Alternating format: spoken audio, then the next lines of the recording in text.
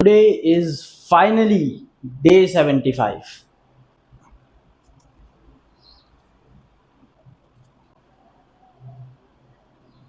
आज ना ही सिर्फ 75 हार्ट का लास्ट डे है बल्कि इस घर में भी मेरा लास्ट डे है। सो ये फिजिक अभी मेरी विदाउट पंप है। अभी मैं वर्कआउट करूँगा मिक्स बॉडी। आज पूरा मिक्स वर्कआउट होगा। जो जिस बॉडी पार्ट का मिलेगा वो मैं करूँगा 45 मिनट्स।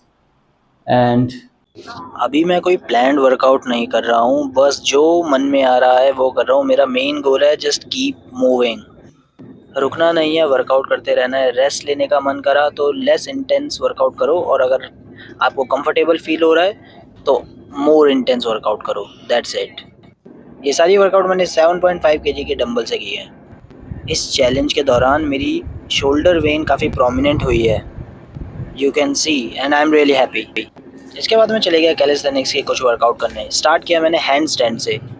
मैं आपको ये पहले भी बता चुका हूँ कि हैंड स्टैंड में काफ़ी इंप्रूवमेंट हुई है। अब मैं एक stable hand stand hold perform कर सकता हूँ, बट अभी भी इम्प्रूवमेंट की ज़रूरत है क्योंकि स्टार्टिंग में हिलता डुलता रहता हूँ। एल सेट मुझे काफ़ी डिफ़िकल्ट लगती है, ऑल्दो इम्प्रूवमेंट है इसमें भी। एक्सरसाइज रूटीन में थोड़ी डिफ़िकल्ट वर्कआउट होना ज़रूरी भी है। ये है फ्रंट लीवर, और मैं बिल्कुल भी फ्रंट लीवर परफॉर्म नहीं कर पा रहा था क्योंकि एक्सरसाइज से मैं बिल्कुल थक चुका था। इसका फिर मैंने ईजियर वेरिएशन ट्राई किया जिसमें एक घुटना थोड़ा बॉडी की तरफ फोल्ड करके हम करते हैं। सो उससे मैं ये ईजिली कर पाया। एंड एक न्यू स्किल जो मैंने इन 75 डेज़ में ही लर्न करनी शुरू करी थी, ये है टक प्लांच। यहाँ पे ये रही मेरी टक प्लांच की अपडेट। अभी कैलिस्थेनिक्स की कुछ स्किल्स मैंने करी। मैं 100% इनमें परफेक्ट नहीं हूँ, बट फिर भी वो करना वर्थ इट है क्योंकि जब जब मैं उनको करता हूँ तो मेरी मसल तो एक्टिवेट होती ही हैं। और ये सब करना मेरे लिए मुश्किल है तो मेरी मसल और हाइपरट्रॉफी की तरफ जाती है, जो मसल ग्रोथ में मेरी हेल्प करेगी, ऐसा मेरा बिलीफ है। और बाकी इसको मैं प्रैक्टिस करता रहूँगा तो कभी ना कभी तो इम्प्रूव होगी। कैलिस्थेनिक्स की एडवांस स्किल सीखने में टाइम लगता है तो आपके अंदर पेशेंस होना बहुत ज़रूरी है। सो फ्रस्ट्रेट होने की ज़रूरत नहीं है अगर आप वो नहीं कर पाए। मैंने 75 डेज़ में टक प्लांच में सिर्फ इतनी इम्प्रूवमेंट लेकर आया हूँ। इससे थोड़ा सा बेटर कभी कभार हो जाता है। अभी बाकी वर्कआउट करने के बाद ये ट्राई किया तो तो थोड़ा सा कम कर पाया, बट लगभग इसी लेवल तक ही मेरा टक प्लांच है। बट फिर भी मैं खुश हूँ क्योंकि मैंने देखा है टक प्लांच सीखने में, एक एवरेज इंसान को सीखने में भी 1-1 साल लग जाता है।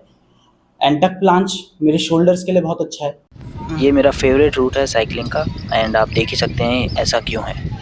By the way, this is Bay of Bengal, and पिछले कुछ दिनों से मैंने इस रूट पर बहुत साइकिलिंग करी है।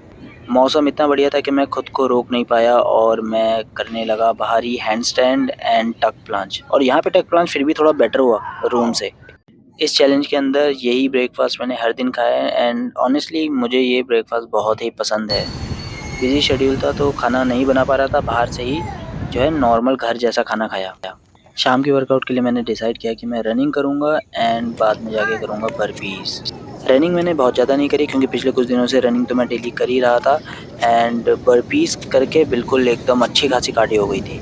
बाकी भीड़ काफ़ी थी आसपास जैसा आप देख सकते हो, बट मुझे फ़र्क नहीं पड़ रहा था। अचानक से बारिश शुरू हो गई, भाग कर बचते बचाते मुझे घर जाना पड़ा। बारिश में रनिंग करके आ रहा हूँ। 75 हार्ट की आखिरी वर्कआउट कंप्लीट कर चुका हूँ, बट ऐसा कभी नहीं होगा कि मैं वर्कआउट बंद कर दूँ। वर्कआउट के बिना मैं नहीं रह सकता। मैं एडिक्टेड हो चुका हूँ वर्कआउट की। ये जो सांस फूलती है ना वर्कआउट करने के बाद, इसकी लत लगी हुई है मुझे। तो वर्कआउट करते रहूँगा। बट 75 हार्ट का जो एक ऑफिशियली मैं ऐसा बोल सकता हूँ कि 75th डे की लास्ट वर्कआउट मैं ख़त्म कर चुका हूँ। मैं दोस्त के घर में डिनर पार्टी के लिए गया हुआ था। 75 डे का लास्ट डे भी था तो मैं कुछ अनहेल्दी नहीं खा सकता था, तो देखो उन्होंने क्या बनाया। मैं ही नहीं, सबने हेल्दी खाना खाया। इकिगाई का मतलब है पर्पस ऑफ योर लाइफ, और ये पर्पस बहुत ही स्पेसिफिक और सबके लिए अलग अलग हो सकता है। और जस्ट एक बार आपको ये अपना इकिगाई या फिर पर्पस पता चल गया तो अपनी पूरी जिंदगी उसके पीछे लगा दो। तो पूरी बुक में इकिगाई के बारे में बहुत सारी बात करी गई है। यहाँ पे एकदम जो लास्ट पार्ट है चैप्टर का, बुक का, उसके अंदर 10 पॉइंट दे रखे हैं। First, stay active, don't retire. हमेशा कुछ ना कुछ करते रहो। कभी ये मत सोचो कि मैं वीक हो रहा हूँ। अपनी फिजिकल कैपेबिलिटीज को बढ़ाते रहो, कभी भी रुको मत। Take it slow. चीज़ों को जल्दी जल्दी अचीव करने से क्वालिटी ऑफ लाइफ हैम्पर होती है। आराम से इंजॉय करते हुए चीज़ों को करो। कभी भी अपना पेट एकदम अच्छे से भर के खाना मत खाओ। हमेशा एक रूल ये है कि इतना खाओ कि 80% तक, मतलब आपका पेट 100% भी ना भरे और ऑब्वियसली और आधा भी ना रहे, उसके बीच में कहीं 80% तक आप खाना खाओ। अपना फ्रेंड सर्कल अच्छा रखो, अच्छे दोस्तों के साथ घूमो, नेक्स्ट बर्थडे से पहले एक अच्छी शेप में आओ एंड स्माइल करते रहो, पॉजिटिविटी फैलाते रहो। रिकनेक्ट विद नेचर, आप वर्कआउट करने बाहर जा सकते हो, नेचर में कुछ टाइम स्पेंड करो, थैंकफुल रहो, जो भी चीज़ें आपके पास है उनके लिए थैंकफुल रहो and live in the moment, present में रहना सीखो। पास्ट को भूल जाओ, फ्यूचर के बारे में मत घबराओ, प्रेजेंट में रहना सीखो। एंड लास्ट अपना इकिगाई पता लगाओ और अपनी ज़िंदगी उसके लिए डेडिकेट कर दो। यहीं पे हमारी बुक होती है कंप्लीट एंड मेरा 75 हार्ड भी कंप्लीट होता है। हाँ, I am feeling that sense of achievement कि कितने दिनों से मैं करते आ रहा हूँ।